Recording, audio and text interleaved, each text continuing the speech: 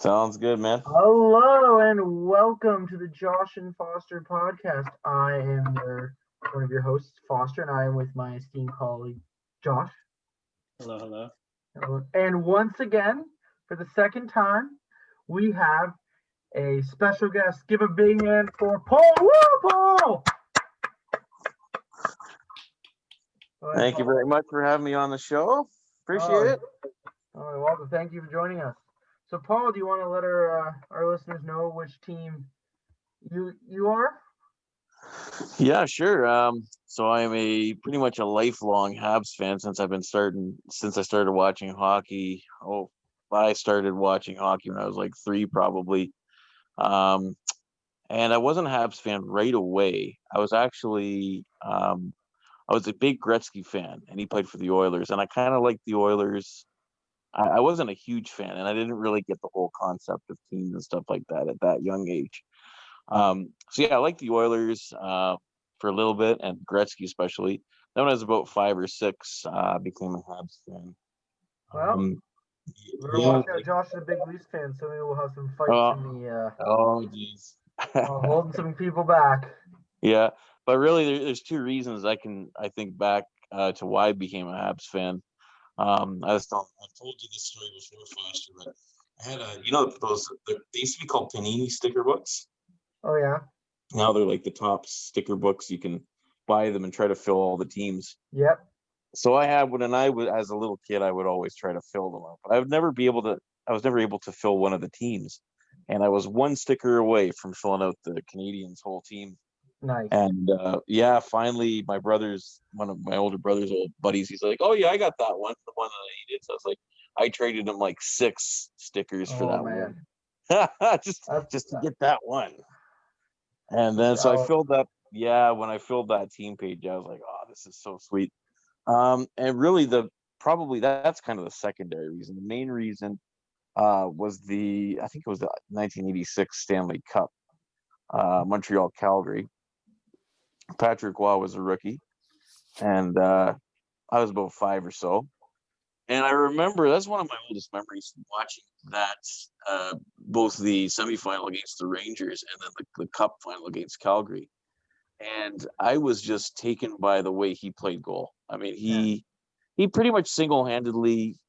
I mean, John Perron was a good coach, and they had Gainey, they had Lafleur still, they had Larry Robinson, but I was just taken by how good he played goal as a rookie. And I kind of wanted to be that player, even though I don't really play hockey, but play road hockey. But that was basically, witnessing that kind of sway. I still like Gretzky a lot, but then I was like, you know what? That in a sticker book, boom, you got a Habs fan. It's a better story than mine. Mine was I just was playing one of the NHLs, and I was like, man, this team's got a cool jersey. It's a black. Yeah. What is that? That's a Buffalo. Well, it sounds cooler than a Maple Leaf and a blue jersey, so I'll just pick that team. It's not much better of a story. So, Josh, you want to get on to talking about how you feel your first 2 Leaf games have gone? Yeah, sure. So overall, kind of the first couple games, definitely showing off that they're rusty to start off the season. Definitely not playing as good as what I feel like they could be together as a team. Overall, I feel like every game they've been working a bit better as a team. Just even the last Ottawa game that they just played last night, that was actually the first game that the first line even got a goal. Each one on the first, the first 2 games, Marner, Matthews, and Jumbo Joe did not score anything. Okay, let's go. How excited were you when Jumbo buried that thing? Oh, it was good. It was a good play by Marner. Did you see that play, Paul, that Marner did? I actually didn't catch a lot of that game, but he put the guy did a stretch pass to him, and instead of trying to get it with his blade, he laid his stick, the length of his stick, on the ice to catch the puck, skated at the net, took a peek behind, and just dropped it back for Jumbo to rip it right by Murray. Yeah, Jumbo Joe still has some scoring punch then, I guess. He does. So, Josh, what do you think of the whole goalie situation? Because, Anderson, I know you were pretty upset about Anderson the other day. Yeah, I felt like the first game against Ottawa, Anderson didn't play kind of as good as what he could have. I know that it kind of can be the whole team though. If they kind of just leave the goalie out to dry, then there's not much that the goalie can do. But personally, we all know Anderson every once in a while will just fall asleep in an important moment. He'll give up a weak goal that he just does it. Yeah, it seemed like that he kind of almost just gave up because Ottawa scored 3 goals within 5 minutes. So giving up a 2-1 lead into a 4-2 at the end of the second's not great, and kind of just sealed the deal on that game. What do you think? I know Kelly Rudy was talking about it last night in the broadcast. I caught the end of it, but he was talking about that maybe they should go with Campbell after he had a strong start in the next one. Yeah, I would definitely consider that, just because he did play well. There's a few things that got me a bit worried during the game, but overall he made a lot of good saves. Definitely has a way better save percentage compared to what Anderson does after the first 2 games. So and also one more thing on the Ottawa and Toronto stuff. Stützle got his first tuck of his career, so that's good for Ottawa fans. Probably pretty excited to see that guy moving. Any other thoughts on your Leafs, Josh? No, I think kind of they just, with the new lines this year, they got to work it out. Mm-hmm. Obviously, the season's a bit slow to start. They definitely need to kind of gel with each other more, especially with Jumbo Joe. He's a bit of a slower skater compared to what Marner and Matthews are used to. So their game style might change up a bit, but overall, it looks like they're starting to get there. But we'll hopefully they keep a defibrillator on the bench for Jumbo, because that may come in handy. One thing I have on the Leafs too is, this is a little shot at Paul, but man, Paul, what was your guy doing deciding to fight Wayne Simmons? That was a stupid idea. Wasn't Montreal up 3-1 at that point? Yeah, Montreal was up, and you fight Wayne Simmons. I'm like, well, that's what his job is. Yeah, I didn't like it. I didn't like engaging with that fight at that point. I mean, if you win the fight, great. But if you lose that fight, I do believe there's something in momentum, and if you give some momentum up at that point, you got a nice 3-1 lead. You got the best goalie in the world. Why do you want to take chances and screw it up? So, yeah, I wasn't enamored. Go ahead. No, I just said I wasn't enamored by the choice of engaging with Simmons at that point. No. Yeah, I know Nylander said at the end of the game that it was a big driving force for them after he fought. That really kicked it into gear for the guys. Yeah, I mean, some people don't think momentum's a thing, but I've there's so many examples when you look through the history of the NHL of how a fight can sort of spark a team, right? I mean, even going back to when I was a kid and watching Ron Hextall, he used to try to do that as a goalie for the Flyers. Wild. So, yeah, you just never know where it's going to come from. So, Paul, how have you felt about your first few Habs games?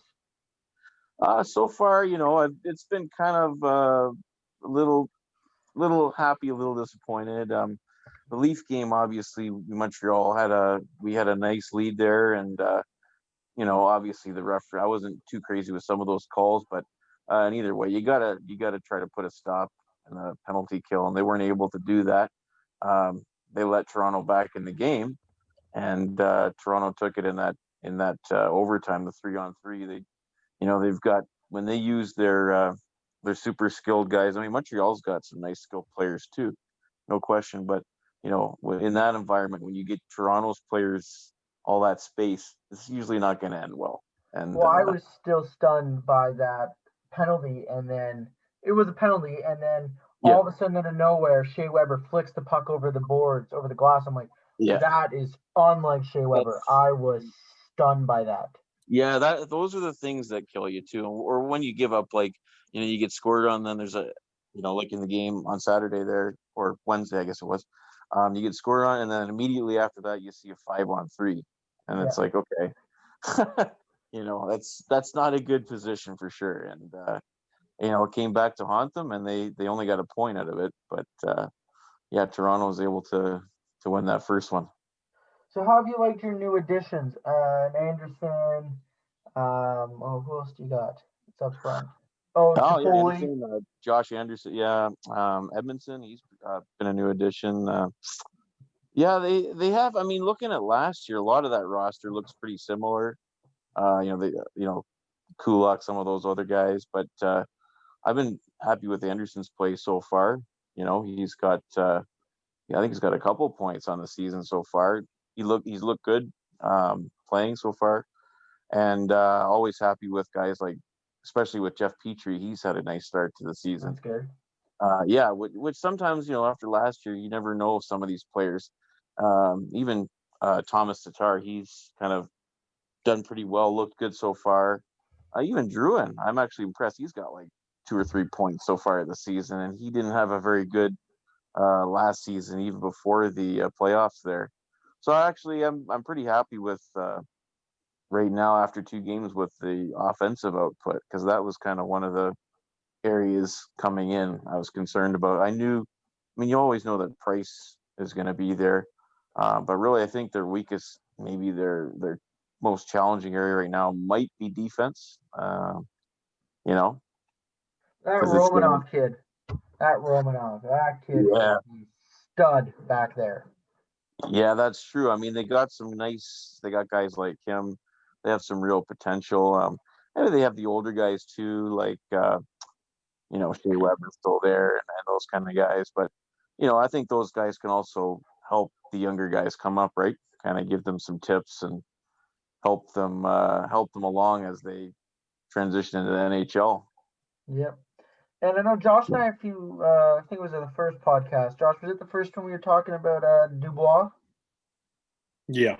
Yeah, so I don't know if you heard, Paul, but there's been rumors going around that he wants to play in a bigger market, and he's kind of looking that he'd be interested in going to Montreal. And Montreal's interested in bringing Pierre-Luc Dubois from the Blue Jackets in. And there's talk of either Kotkaniemi or Suzuki going the other way. Oof, yeah, I heard about Pierre-Luc Dubois as the name. I didn't know that it was either Suzuki or Kotkaniemi going the other way. In my opinion, that's a pretty heavy price. One That's of what they those were guys. saying on Hockey Night in Canada last night. They said Montreal, I don't think is really interested in giving up one of those guys. I'm like, maybe Kotkaniemi, in my opinion, because I'm like, Yeah, Suzuki just looks so good. I don't think you can give up on that. yeah, no, you can't. I'd give up somebody like Gallagher, but even he's a bit older now. I'm sure for a player like Pierre-Luc Dubois, they're probably looking for a skilled young guy, and I just think that yeah, Suzuki or that's too much of a But could you Kotkaniemi. He imagine looked so good in Gallagher that playoff. in a Blue Jackets Talking jersey? Gallagher with Torts. That's Torts' dream Yeah, guy is Gallagher. That's his dream guy. So and I love Brandon Gallagher. He's one of my favorite Habs, has been for years. But I mean, you never know if it's going to fit right with them. Same with Pierre-Luc Dubois. Is he going to fit in with the team they have right now? Right? Is it going to work out? But yeah, as far as those two players, Kotkaniemi and Suzuki, I would not give up those players, either of those guys for anybody right now. They just have so much potential. Josh, would you give anybody up for him? Honestly, I don't think so, because I feel like you would probably have to trade one of the bigger players on Toronto for him, and I feel like kind of the best 4 players on the team, they know each other's play style well and everything like that. So just having to learn someone else's play style, it could hurt the team more than do good. Very true. Very true. There's also been Barkov from Florida. He's also been kind of floating around out there in the trade market too, apparently. And apparently Buffalo is called about both guys. So, yeah. All right, well, I'm going to get into my Sabres and how I feel. First 2 games, I'm the only one that has a losing. Josh, you don't have a losing record, do you? No, we're 2-1. You're 2-1, and you're 1-1, right, Paul? You're 1-0-1, correct? Yeah. Yeah, so I'm 0-2. Sounds like a classic Sabres start to the season. Last place right I now. think they were able to hold with the Caps.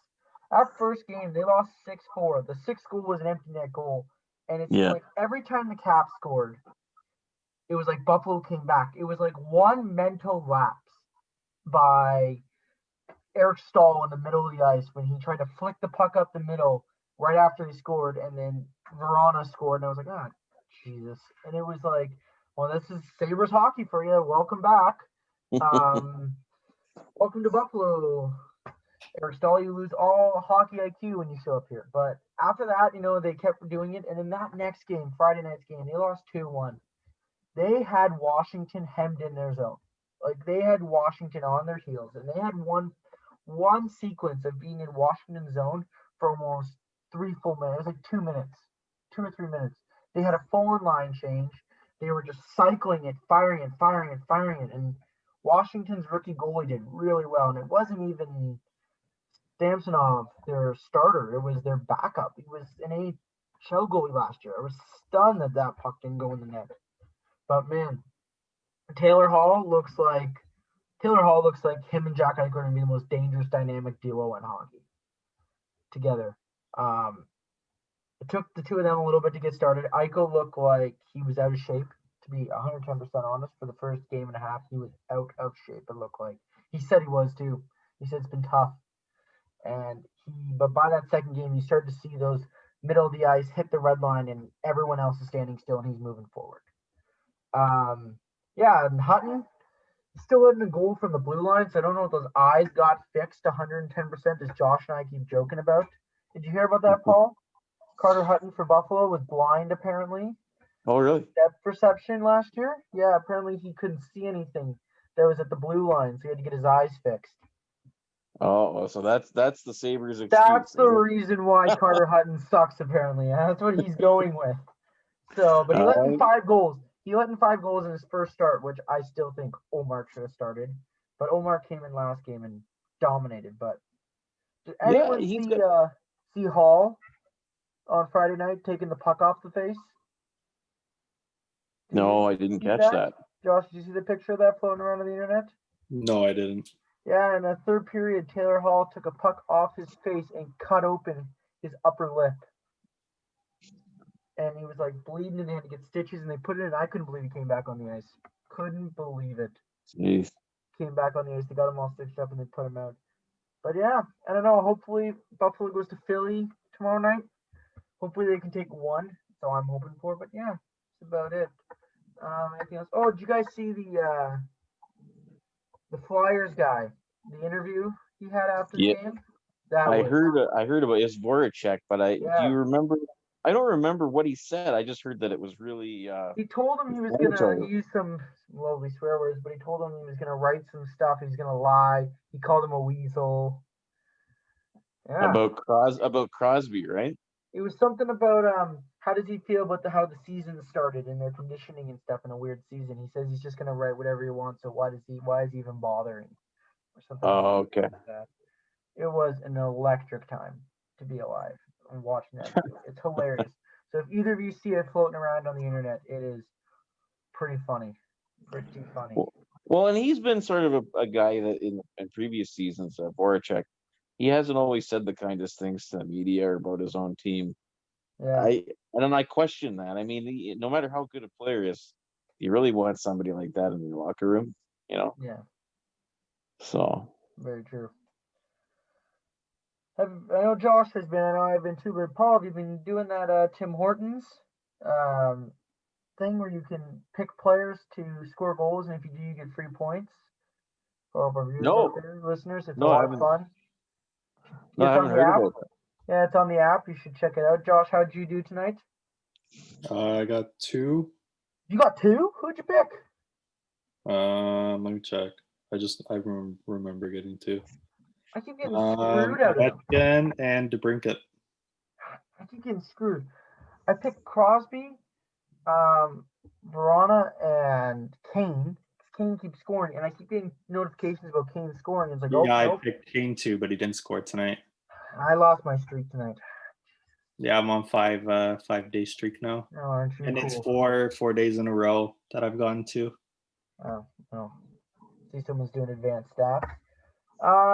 Has anything stood out to any of you guys? Any teams that you've noticed struggling? I know, Josh, you keep talking about Boston. Yeah, Boston was struggling against New Jersey. Which is stunning because New Jersey stinks, and they've said they're just a rebuilding year for them. So yeah, both games went to overtime. So that's kind of crazy. It's really showing that kind of the changes from in the roster from last year to this year, and with Pasternak being out right now, it's definitely not helping. Who knew Big Bert Chara would be so important? Yeah, well, leadership though. Yeah, doesn't look good on him. He doesn't look good. He doesn't look like a great skater for the Caps right now. For the first 2 games. Well, yeah. I was one of the before the season started. I kind of picked both Boston and Pittsburgh to sort of tail off and kind of fall. I honestly don't think either of those teams will make the playoffs. I know it's a bit of a gamble or this early, but I just think that this is the year they tail off a little bit. And I think both of us would agree with that. What do you think, Josh? Yeah, I can definitely see kind of going into it. I had Pittsburgh in the playoffs, but how they've played their first couple games, it's really not showing that they deserve to be in the playoffs. Boston, it will be interesting to see once Pasternak is back, but how will their season be for how many games will they have won before he ends up coming back? Because that could affect them making the playoffs. That's very true. Especially in this shortened season, right? I mean, you play the same teams. You're only playing your division rivals. You play them like 9 or 10 times. If you are terrible, like go 2-8 or have a horrible record against one team, that's a hard hole to dig yourself out of for the other games. Yep. So especially New Jersey. Yeah, well, and you think they did bad against New Jersey, so what's going to happen when they go up against anyone else? Yeah. Yep. And I know right now. And I know from our guest last week, Mez, he was texting me about the Rangers in their first game, and he said they stunk. He said Shesterkin wasn't great, and he said Lafreniere wasn't great either. So yeah, he hasn't scored a goal, has he? I don't know if he has, but oh god. Yeah. Imagine if Stützle becomes the best of those 3 guys. Ottawa would have just fleeced everyone. Exactly. That guy looks nasty.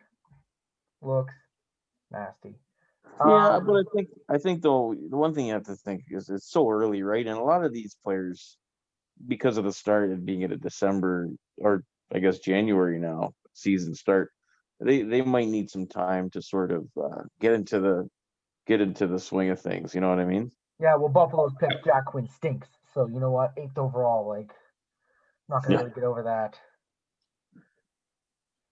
Yeah. So we'll see how those young guys turn out. I know, Paul, you had at least 1 or 2 young guys in the World Juniors. I know you got pretty excited at the end of the guy on US, Cole Caulfield. Yes, Cole Caulfield. Yep. Yeah, I think he should come soon. For Montreal. Yeah, I think he looked really good in that tournament. I mean, he didn't light the place on fire necessarily, but he was a solid 2-way player, and everybody always knocks the guy because he's not a large guy, but good players don't have to be over 6'2" or whatever it is, right? So he can run their power play for the next 10 years. I can see him being a second line guy, getting 40 to 60 points and running the power play, running the first line power play unit, just sitting there. Yeah, because eventually guys like Gallagher or some of their offensive guys, they're going to retire or get traded, so they're going to need players to fill those positions in, right? So yeah, I think if Montreal is smart enough to keep him, he's got a bright future there. Yeah. Josh, how do you feel about Brody's first few games? I know one game they said he's had a bad game, but I thought he's looked pretty good. What do you think? He wasn't terrible. I think the first game against Ottawa, he didn't play that well at all, but just the game last night, he was playing better.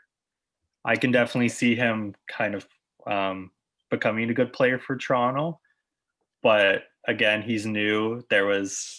I forget what game it was against Ottawa, but there was one that Matthews won the draw, and they ended up skating into each other when they were trying to set up, but kind of messed up the whole play there. But I think over time he'll gel better with the team and he'll get into the swing of things there. That will just take chemistry. If this was a regular off season and they had regular training camp, they would figure things out. Yeah, for sure. For sure. How do you feel about Simmons? I know we talked about his fight. Yes, we did. No, I feel good with him. I feel like he's definitely skating hard. He's kind of doing the job that Toronto got him there for. So I don't feel like he's hurting the team whatsoever. And I mean, he's fourth line, so he's not getting a ton of playing time, but I feel like the playing time he is getting, he's doing a good job. That's good. And Bogosian, he stunk in Buffalo. He stunk everywhere he's going. How's he doing in Toronto? He's a little slow, but yeah, that's what he is. He got 2 penalties against Montreal the first game, and I think Montreal scored both times on those power plays. Welcome to the Bogosian era of Maple Leafs. It sucks. Just keep them longer. Yeah. Yeah, well, this has come from the guy that says that Toronto's not going to make the playoffs. So. Oh yeah, that might have. I look at I just look at that division. All these teams are good teams. Even the Jets, they've played one game, they've won that game. I'm just looking at it now. All those teams in the division have won a game right now. Obviously, every team has a point, at least 1 point, and and even won a game now. I think from today. Yeah. Yeah. My feeling is, I mean, it could be very close, and the team from 1 to 7 might be separated by not very many points. That's you got to pick the first 4. Like, who do you pick? It's really, obviously, like I was telling Foster in my sort of prediction, I picked Calgary, and then Montreal second, and then I picked who was it? I guess Vancouver third, which I'm not really sure about that one. Mm-hmm. And then I picked Ottawa fourth because I really like the way their team looks this season. But honestly, Vancouver could slot out for maybe Toronto or even the Jets, because those teams are, who knows? It's going to be really close. I just think that there's a lot of parity in this division. Everyone went to the bubble except for Ottawa. Everyone went to the bubble. That's right. So it's not like it's a bunch of it's not like it's the West Division where you've got garbage teams like Anaheim and LA and what's the other one? Even the Coyotes aren't really that hot. Yeah. No. So, yeah, I don't know. I'm not so sure about the Jets. I know they're having some issues with Line him whining about stuff and wanting out, and he's an idiot. Yes. Yeah, he wants to. He gave his lists, and I think there was all the teams were like sunny California. Oh my God! So he wants to go to a place. He wants to go from a team that's winning in Winnipeg, which is cold, but I don't think Finland's much warmer. No. California, where they all stink. Like, they all stink. Yeah, it's gonna be not win just so you can hang out and I don't know if he's a single guy or not, trying to go and hit the town or something. But it is COVID, so there's not much in the town. So you're just gonna sit there and sit on the beach. Yeah, exactly. Maybe it's a case. I don't know if he's single, like with Gretzky. Remember, his wife was the reason he went to the Kings from the Oilers. She wanted the warmer weather, and that's where he went. So it's like Brady in the Bucks this year. His wife wanted to get out of Boston. She wanted to go somewhere warm, so he goes down to Tampa. Yeah, there you go. There are hurricanes. He's going to have to maybe deal with hurricanes down there. Yes. Well, they're winning tonight 30-20, so we'll see if Tom can get back to where he is. There's only 4 minutes left. I think they're looking good to play Green Bay, unless things change drastically here. Yes, those things change very drastically. Just keep it on with the Canadian division. I don't know. That division just looks wild and fun. Wild and fun is the best way for me to describe it. I think Edmonton sucks. To say it right now. And I disagree with you a little there, Foster, because I don't think they suck, but I think they're a little weak in certain positions, like goaltending. I think they're a little weak there. Defense is a little suspect. They've got the weapons, but it's just can they keep the goals out? You can probably ask Josh what his opinion is on Tyson Barrie. Not that great. Yeah, not that great. He spent a year of that, so and that's he did score. I remember him being a great defenseman, so that's an issue. I do remember though. I do remember he scored against Montreal. Remember the first game in the bubble? He did get a goal in that game. Yeah, well. That was like a tune-up game, but still. Yeah, it's probably Montreal. Someone decided to go take a nap, and Barry just got an open shot. Oh, look, they scored, guys. He hit a rut. It's come on. He just got hit. He ran into Mike Babcock, so that could happen. But they have a good coach out there. They do. Edmonton does have a good coach out there, and Tippett, and he's a good coach. I don't Yeah, as know offensive players. Who the weakest coach is in this division. Like Montreal's got a good coach. The Jets, I don't know. Paul Maurice is so up and down for me. He's a Grizzly vet though, Paul Maurice. You got to watch out for them. Josh, what do you think of Keith? But who, sorry? Keith, your coach. Oh, I think he's doing okay overall. I feel like he can definitely be doing better. Obviously, they've been practicing as much as they can, just with even the short time to get ready. But he really needs to drill them harder to not get penalties, because that's been our problem on all 3 games so far. I think they've given up over 10 penalties within the first 3 games, which isn't the greatest, but I know you're like Buffalo's not doing bad on penalties right now at the start, but yeah, but we can't score a goal on the power play. We had 5 power plays. You can't get 1 goal. That's true. That's ridiculous. Yeah, you can't get it in playoff spot if that's you gotta get that power play moving for sure. Paul, when there's a giraffe sitting there can barely skate up and down the ice, and Tage Thompson playing on the first line, it's kind of stupid. He stinks. Yeah. That's also a problem right now. Is they need to get that stupid Tage Thompson off the top line. They keep burying poor Jeff Skinner, and that guy's a stud. He was the best player on Friday night, and he's on the 4th line. Yeah, I don't understand why he's on that 4th line. That makes no sense. Apparently, Ralph said he's going to be making some line changes. Like on Friday night, he switched Sam Reinhart and put Reinhart back up there, and proves to me that Reinhart is not that good of a player. He's a bit overrated. He needs Eichel to carry him up and down the ice. So that's kind of what's happening. That's not what any Sabres fan wants. We wanted him on the 2nd line driving his own play. Yeah. But Tage Thompson just stinks, and that guy needs to. That is the worst trade in Buffalo Sabres franchise history. Ryan O'Reilly for Tage Thompson. So Saboka, whatever his name is, that guy sucked. And Ryan Johnson. And Ryan Johnson looks good, but Tage Thompson just looks lost. He's literally a guy that everything you teach him in Pee Wee, he still doesn't understand. Like everything you're doing wrong there, he still does here. Like, I remember he ran into Eichel 5 times in one game. It was like, get out of his way. Yeah, I was saying, you're talking about O'Reilly, and I remember a couple of years ago, I went with my brother to see a game. The Habs were visiting the Sabres, and I said, we both agreed he was the Buffalo's best player. He was hitting people. He was going in those areas, getting lots of shots. He's a hard-working player. And that trade was so bad. That trade made no sense for Buffalo. And the other thing too is they got this other guy, his name, and he said he showed up to training camp, played in the first game or so, and said, "I don't want to come to Buffalo," and then just quit and went back to Europe. I was like, "Are you kidding me?" Like that's why O'Reilly got traded, was because he told them he's lost the love for hockey, and if he stays in Buffalo, he's just going to retire. So they're like, "Well, we might as well get something." And they did that move, and in the moment, every Sabres fan was like, well, this is a horrible trade. And then when that guy, his name, left and said, yeah, I played a few games, and it was all on his agent because they messed up. And it was like, well, now we're stuck with this, and now we're stuck with this horrible trade. Exactly. Exactly like you're saying, Foster. Like when you're in a rush position for a trade, or I can point to, I can go back to the Patrick Waugh trade. That was a rush trade. Because obviously after that game in Detroit where he let in, 10 goals? Trade me.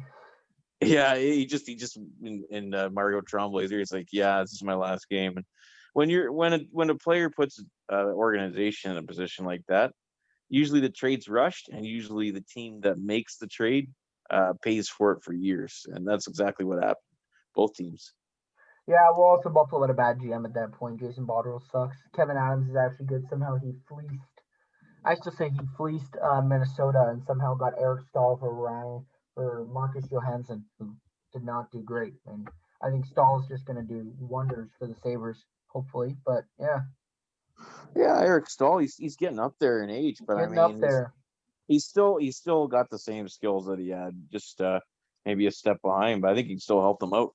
But as Josh was saying too, though, with Jumbo and them, it's leadership, it's winning. Yeah. It's a Stanley Cup winner walking into that dressing room. That's exactly what I told you about Corey Perry last week. Yeah, and then Corey Perry goes and gets waived and sent to the taxi squad. So yeah, he cleared waivers, and so did Frolik, by the way. oh, And great.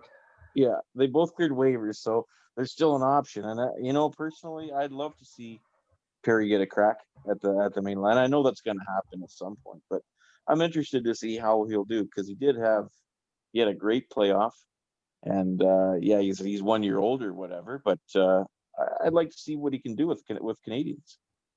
Josh, did you see Spezza got waived today? Yeah, I just saw that. I'm surprised with that move. I think he's just going to go to the taxi squad. I'm just assuming that's where it's going to happen. That's what I read. Yeah. But I wonder I wonder who they're going to replace him with. And who can they? Who could they? Evangal? That's maybe Brooks. Brooks, Engvall. I guess Boyd maybe is on their taxi squad to bring up. They all play center, but I don't know. I feel like Spezza was a decent fourth line center for them. Yeah. Unless if they're trying to make a move, clear cap space and sign another player or trade for another player. Unless they're just trying to give Spezza a break so he doesn't play too much. Like put him on the taxi squad, give him some rest. That's risking though another team picking him up. It is, but I think every team has this like understanding this year. I think there's like a gentleman's agreement kind of thing going on where like we're waiving a guy, but he's just going on our taxi squad, and like everyone's doing it because like Montreal's done it, and what team wouldn't pick up Corey Perry for a waiver claim? What team? Yeah, that's exactly when I texted you. I was like, can you believe that they've done this? I was like, he's gonna get picked up for sure. But yeah, I think there's a gentleman's agreement going on with everyone in the league saying we understand. I can see Dell because Dell was also placed on waivers too. I can see Dell getting picked up by a team that doesn't have a decent goalie. And I think especially right now, no one's going to claim anyone because everyone's still trying to figure out who works in their roster and who doesn't. I think we're going to more see in the middle of the season when someone screws someone, when they're like, man, we need this guy. Okay, Toronto just put Spezza on waivers. Bang, Jason Spezza's ours. Yeah. Or bang, Corey Perry's ours. Like, I think we'll more see that mid-season than right now. Well, even mid-season, I would even say, like 20 games and maybe a little before that, just so they have a sense of, how players are doing. Maybe they can make those decisions better. Well, and if a team picks a player up from the taxi squad, like with waivers and stuff like that, if they were getting put on the taxi squad, do they technically need a quarantine from their new team for 14 days? They would have to quarantine. Yep. That's going to be hard to pick someone else up, but then not have them for 2 weeks. That's very true. And that was the discussion with that was one of the discussions with the Dubois becoming a Canadian would be if the Canadians would trade for him. The question was, especially because he's an American, he being a person living in the States, coming to Canada, they said, would that even be allowed? And the NHL said, yes, we've worked out a deal with the Canadian government that he would be able to come into Canada, but he'd have to quarantine. Yeah. Whoever you trade for to get him, now you're going to be out of that player for 2 weeks and not have him for 2 weeks. Exactly. So they basically treat it like anybody sort of coming into the country, right? They have to do that 2-week quarantine. I guess they've kind of assembled that to agreement with between the government and the league. Yeah, that could put a bit of a a damper on certain acquisitions. That's 110% true. We'll see if there's any trades. I don't think there'll be many trades this season. I think the deadline will be the quietest deadline. Probably. Yeah. Because I think everyone may have a shot in every single division. Like you guys are talking about your division. I think my division is going to be so close that either you're how I think about the East Division is it's either going to be a division where the best teams run away with it, or it's going to be the top two teams run away and the bottom like teams are fighting for the last two spots. For those last, yeah. So I don't really see that kind of like I don't really see that division really doing a lot of trades and like everyone knows what's going on in the West. There's four teams. Those four teams are out west. They're locked in to their positions. The Central's a little more iffy. I think if you see any movement, you'll see the Central, someone from there, but they're not going to trade within division. No, I don't think so. So no one's going to trade within division. So what? Someone's going to call like New York isn't going to give anyone up. Neither New York team. Someone's going to call the like I don't even know like Buffalo and say like, what could we give you for Taylor Hall? And Buffalo's like 2 points out. What are they going to say? Yeah, give me like your farm system for Taylor Hall, and then they're like, well, no.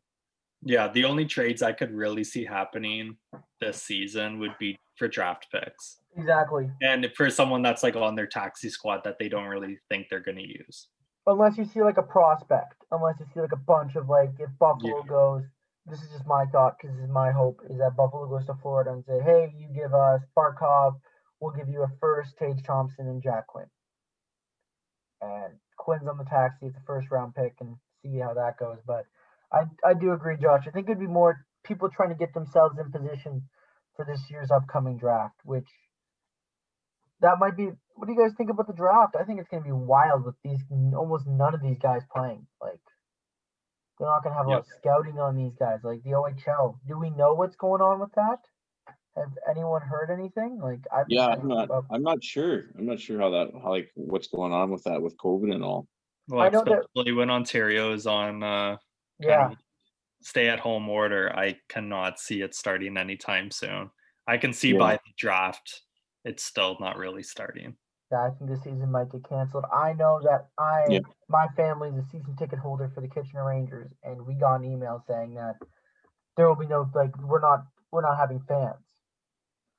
So that was a few months ago. We've been trying to keep up to see what's happening, but so far nothing. So a lot of teams having prospects and stuff is going to be a tough place to put them.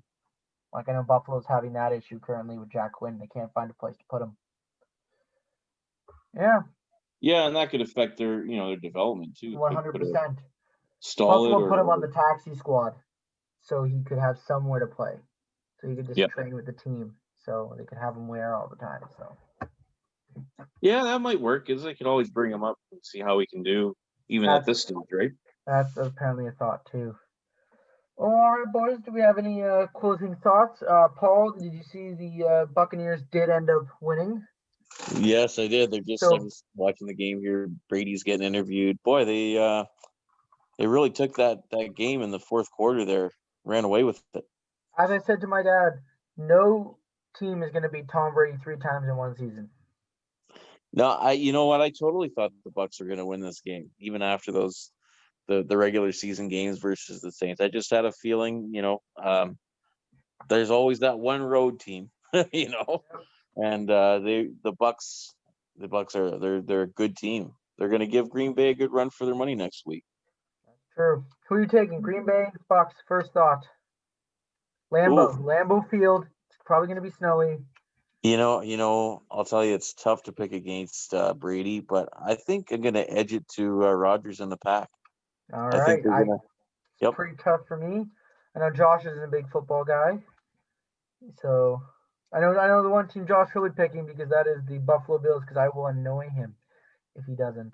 Yep. I annoy him with the Bills on a regular basis, so I obviously think my Bills are going to. Yeah, I think in the one game, the Packers might have a chance to edge them out, and then in the Bills KC game there, too close to call, Foster. Too close to call, I think. Well, as a humongous Buffalo Bills fan, it's going to be the Buffalo Bills. Nobody circles the wagon. Nobody circles the wagon like the Buffalo Bills, and there's going to be some foldable tables broken. Next Sunday. It's been a while since it was at 94, the last Super Bowl. I wouldn't mind seeing the Bills making the Super Bowl. I wouldn't mind seeing the Bills making the Super Bowl and taking it home for the first time. That would be. You know what? You can't count them out. They've got a great quarterback there, good team. Yeah, they've got the best. They don't have a great quarterback. They have the best quarterback in the NFL. And there's no Dallas Cowboys to stop. Yes, that's very true. There's no Dallas Cowboys, but there is a Nope. Tom Brady, which has been a killer in the past 10 years. Yeah, but I know that. I think Rodgers has played so well so far. I think Oh, I that know. He's so good. he's really playing well. Like in that Rams game, he was scrambling in the pocket, just making fast, pinpoint accurate passes. He looks really, really good. It didn't even look like he broke a sweat and he beat them without even trying. Like, yeah, I just He did really that. didn't. Yeah, I just He did really that. didn't. And Yeah. Mahomes going down with a big injury with that concussion. Yeah. Do you think what do you think? You think he'll be back for the game? Did you see him get up? I saw him with the wobbles there. Yeah, he had like noodle legs. He was could out of it. barely stand up. And at first, when he fell, I didn't see the head. And I remember last year he had a dislocated kneecap. So when I saw him not get up, because Mahomes missed a couple games last year, when I saw him not get up, and I saw the wobble, I thought because when you dislocate something, it becomes loose for the rest of your life. Yes. And you can dislocate that again. So when I saw him wobble, I thought, did he dislocate his knee again? Like, did that pop out again? And then when I saw him more being able to stand, I'm like, okay, it's not the knee, because he had to come off on a stretcher at that point. But I was like, okay. And then I saw him walk, and Jim Nantz said it on the broadcast. They showed like an up close to his eyes, and you could see it in his eyes, him going, like he was not there. Like he was. Yeah, he had that. I guess that spaced out kind of look that you always look for. Like Lamar Jackson got the concussion against the Bills in their game, and Lamar looked more in. Lamar went down and he lied on the ground, but when Lamar got up, he walked into the dressing room by himself. But the guy beside him, but he walked in. I totally thought Jackson was coming back.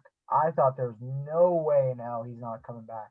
So when they said he didn't, I was like, oh man, that's a serious concussion. Yeah. Oh yeah.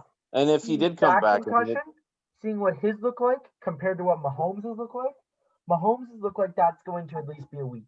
I think there is no way that that's not more than a week. It took a year and a half for Sidney Crosby to get okay, like almost. Yeah. So there's no way that that's not more than a week. Like that's gotta be. It's gonna be a real interesting week. You're gonna have to watch and see what develops. But yeah, I mean, there's a chance that he doesn't play. But their backup there, I mean, he played pretty good today. They probably have confidence in him. Yeah, well, it's also the Browns, so it's the most Browns way to lose. It's the most Browns way to lose a football game. Oh yes, I was really hoping the Browns would pull it out. I really wanted to see it happen. Yes, well, I did too because I wanted to see a game in Buffalo, not in Kansas City. And it's the Cleveland Browns. They were 0-16 years ago. Yeah. Yes. They were. Yeah. All right, boys. Any other last thoughts? Anything, Josh? Nope. Paul? No, not really. I guess we're just getting to the start of the season. It should be an interesting season. Montreal will be winning the next 9 games. Sorry, Josh. Oh, how do you feel about that, Josh? Paul's taking shots at you. We'll see what happens. Maybe we'll talk in a few weeks. We'll see what happens. I had to throw it in. I just had to. I couldn't help myself. You just had to throw it in. Well, all right. Thank you, everyone, for joining the podcast. We really appreciate it. We'll see you next time on the Josh and Foster podcast. Thank you, Paul, for joining us. Yes. Yeah, thanks for having me on, guys. Josh, it was good to meet you. Foster, see you soon, guys. Yep.